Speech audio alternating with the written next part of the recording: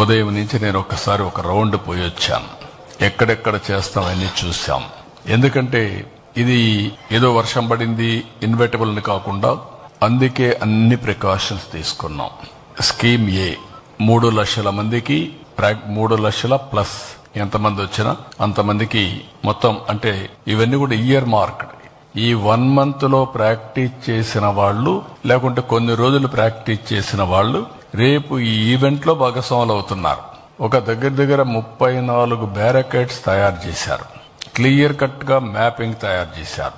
ఒక్కొక్క బ్యారికేడ్ లో 1000 మంది ఉంటారు. దానికి కావలసినటువంటి మనుషులు కూడా పెట్టాం.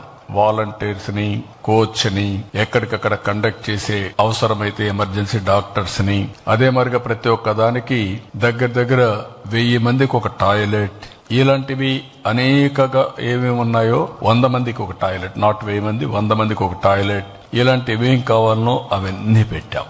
అవన్నీ పెట్టి మొత్తం ఎవరెవరు వస్తారో ముందుగానే వాళ్ళందరికీ ఏ విధంగా కావాలి, వెహికల్స్ అరేంజ్ చేసే వాళ్ళు ఉంటే వాళ్ళకు కూడా క్లారిటీ ఇచ్చాం.